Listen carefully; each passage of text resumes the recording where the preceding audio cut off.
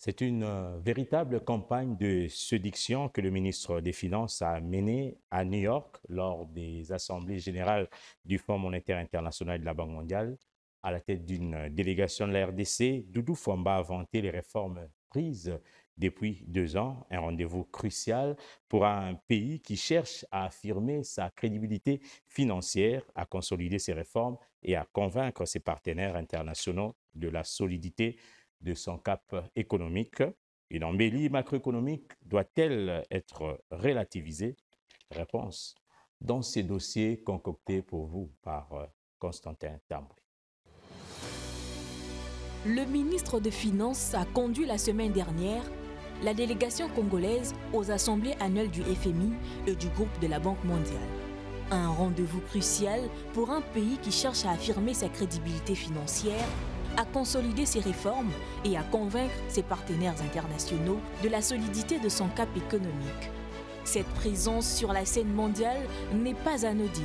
Elle intervient dans un contexte de récomposition des équilibres financiers internationaux où la RDC, forte de ses richesses naturelles, tente d'imposer une image de sérieux et de stabilité. Nous réaffirmons ici l'engagement du leadership de notre pays de continuer cette collaboration et cette coopération qui a pu nous permettre de mettre en œuvre un certain nombre d'avancées, des avancées qui sont significatives, dire à obtenir et dire peut-être à opérationnaliser, mais qui constituent des points de non-retour dans la dynamique de la transformation économique de notre pays. Depuis 2 ans, la réforme des finances publiques occupe une place centrale dans la stratégie gouvernementale. Doudou Fwamba s'en fait le principal porte-voix. Il met en avant des avancées concrètes, notamment la mise en œuvre du compte unique du Trésor, instauration de la facture normalisée, budget-programme, ainsi que la modernisation de la fiscalité directe avec l'introduction de l'impôt des revenus des personnes physiques et de l'impôt sur les sociétés. Ces mesures visent à rationaliser la gestion publique, à accroître la transparence et à réduire les poches d'opacité longtemps associées à l'administration financière.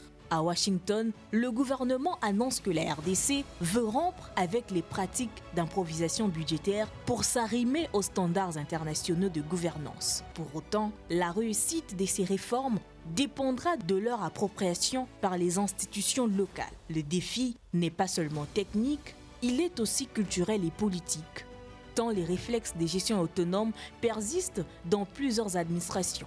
Selon les données officielles, l'économie congolaise affiche une croissance de 6,5% en 2024, bien au-dessus de la moyenne régionale, tandis que l'inflation est passée de 22% à 7,8% entre mi-2024 et septembre 2025. La stabilité du taux de change, après quelques fluctuations, renforce l'idée d'une économie résiliente malgré le choc sécuritaire persistant dans l'est du pays. Cependant, cette embellie macroéconomique mérite d'être relativisée. La croissance demeure fortement dépendante du secteur minier, dont les retombées sociales restent limitées. La désinflation observée doit davantage à la discipline monétaire et à la baisse de la demande intérieure qu'à une réelle transformation des structures productives. En d'autres termes, la RDC progresse de ses équilibres, mais peine encore à transformer ses acquis en mieux-être concret pour la population. Le panier de la ménagère ne ressent pas encore les effets d'une stabilité macroéconomique qui, pour l'instant, reste surtout comptable.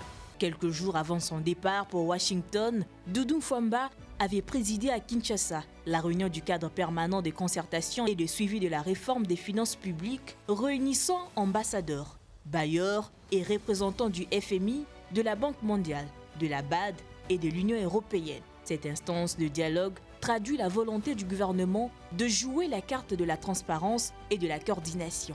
Mais elle souligne aussi la forte tutelle technique que les institutions financières exercent encore sur la politique budgétaire congolaise. Les programmes soutenus par la facilité élargie de crédit imposent des repères stricts, souvent dictés de l'extérieur. Le ministre doit donc jongler entre les exigences des bailleurs et la souveraineté économique nationale, un exercice d'équilibre où la marge de la manœuvre reste étroite. L'enjeu, pour Kinshasa, est de convertir cette dépendance en partenariat équilibré, capable de financer les infrastructures, de stimuler l'emploi et de soutenir l'industrialisation sans brider les priorités internes.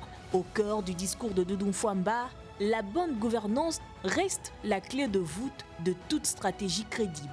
Le ministre a réitéré sa détermination à lutter contre la corruption, le détournement de deniers publics et le blanchiment d'argent, des fléaux endémiques qui freinent l'efficacité de l'État.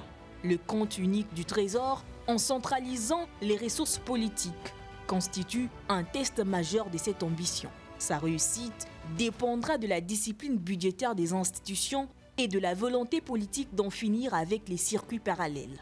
Les partenaires internationaux saluent les progrès, mais la société civile, elle, demande des résultats visibles, tels que la publication des comptes, des sanctions effectives et une gestion réellement participative des fonds publics.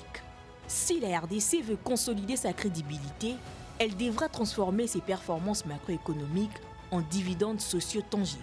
L'amélioration du climat des affaires, la réforme fiscale et la stabilité monétaire ne prendront tout leur sens que si elles se traduisent par plus d'emplois, une réduction du coût de la vie et un accès élargi aux services publics. La stabilité ne vaut que si elle se ressent dans le quotidien de Congolais. C'est sur ce terrain